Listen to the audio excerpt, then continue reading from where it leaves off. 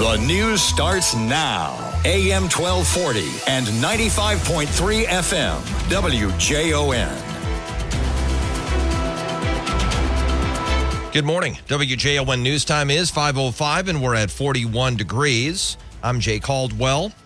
Weather today should see a high of 61 with partly cloudy skies, scattered rain showers a possibility late this afternoon, west winds at 8 to 15 miles an hour. I'll have details on the weather forecast following WJON News. News is brought to you by the Farmers and Merchants State Bank and Mikulich Granite Company. An automatic cell phone call led first responders to a crash in Holdingford Friday morning. The Stearns County Emergency Communications Center received an automatic crash alert from a driver's cell phone Friday morning about 8:30. Shortly after, callers to 911 indicated the crash happened at the corner of 4th Street West and River Street. The caller said the vehicle was badly damaged but had driven away from the scene, and they followed the vehicle until it crashed into a ditch at the intersection of County Road 9 and County Road 151. Shortly after, officers found 61-year-old James Rusthoven of Watkins still behind the wheel. Authorities believe Rusthoven was going south on County Road 9, ran the stop sign at County Road 17, and went into the ditch, then continued through Holdingford and southbound on County 9 before crashing into the ditch. He was sent to St. Cloud Hospital with serious but non-life-threatening injuries. Alcohol is believed to be a factor in the crash.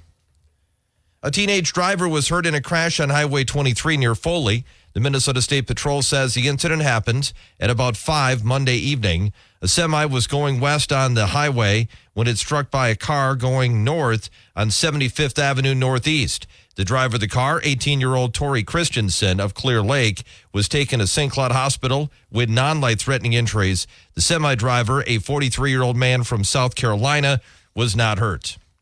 The Sartell man is charged with multiple felonies for allegedly committing tax crimes from 2017 through 2021.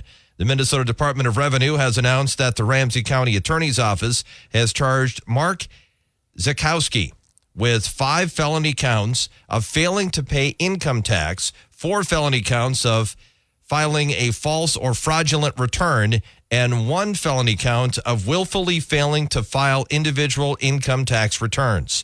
The complaint alleges that despite multiple letters from the Department of Revenue demanding he file his returns and pay income tax, Zakowski spent his money on gambling, a boat, and related properties in Florida.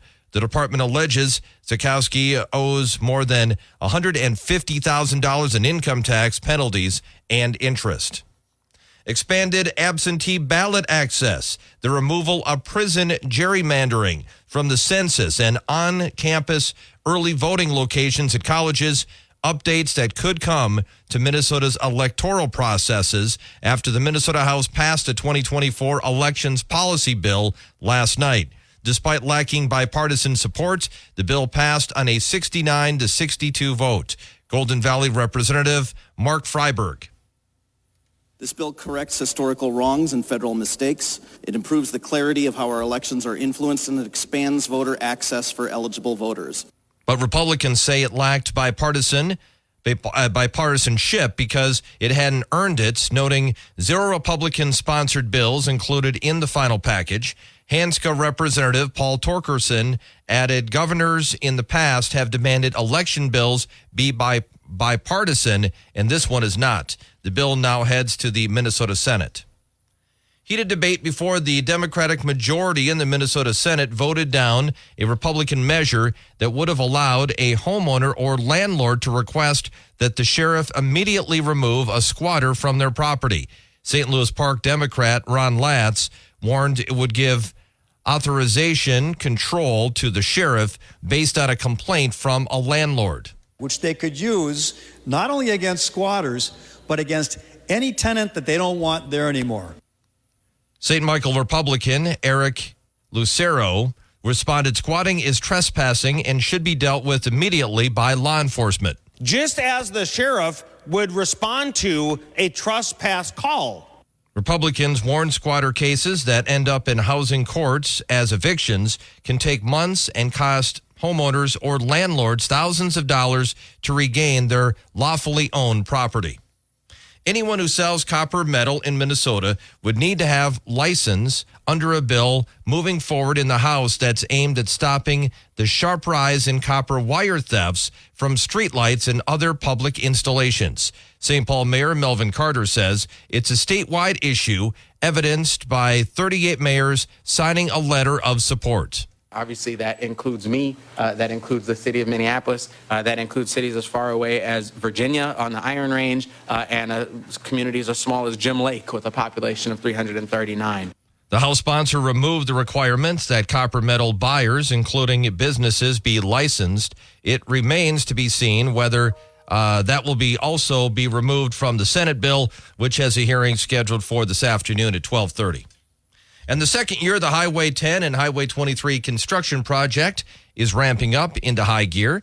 MnDOT project manager Rob Abfelter says that they switched the Highway 23 traffic to head-to-head on Friday so they can start working on the eastbound lanes. He says by the end of this week, Highway 10 will be head-to-head traffic on the southbound lanes so they can start working on the northbound lanes.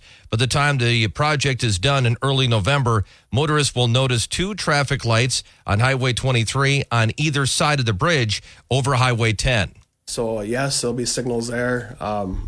And I can say that those signals will be optimized for traffic flow, I think, because there's some questions about how that's going to we'll just have to make sure the best configuration that we can get to keep the cars moving up on top up there. The new traffic signals are necessary because all of the on and off ramps will be on the south side of Highway 23 down to Highway 10. Abfelter says there will have to be a couple of intersection lane closures this year, with 14th Avenue Southeast by Quick Trip closing for 28 days and the east half of East St. Germain Street by Wendy's closing for 35 days. There's no timeline yet on when those will happen.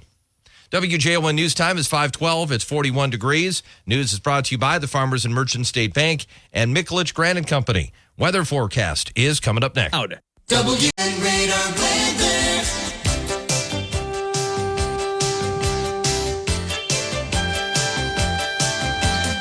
WJON weather forecast for St. Cloud and for Sauk Rapids. High today 38. I should say high today 61. With a slight chance for scattered rain showers. West winds at 8 to 15 miles an hour. Tonight, low 39. Chance for scattered showers, otherwise mainly clear. Southwest winds 5 to 10 miles an hour. Wednesday, high 67. Scattered rain showers, otherwise mainly clear. Tomorrow night, low 43, partly cloudy. Scattered showers a possibility. 56 the high on Thursday, mainly cloudy skies with a chance for scattered showers. Friday, high 59, clear skies. Saturday, high 70, mainly sunny. 71 on Sunday, sunny skies. Right now, we're at 41 at WJON. The official high at the St. Cloud Airport yesterday was 47, low was 41. We had 23/100ths of an inch of rainfall yesterday, about a quarter of an inch. 51 degrees, the average high temperature for this day, 30, the average low. Record high temps at a 1930 of 79. Record low set in 2016 of 13. Sunrise this morning happening at 6:41. Sunset this evening expected at 7:56. Right now, 41 degrees at 5:14 at WJON. Sports is coming up next. For the ones who work hard to ensure their crew can always go the extra mile, and the ones who get in early so everyone can go home on time, there's Grainger, offering professional-grade supplies backed by product experts so you can quickly and easily find what you need. Plus, you can count on access to a committed team ready to go the extra mile for you. Call, click Grainger.com, or just stop by. Grainger, for the ones who get it done.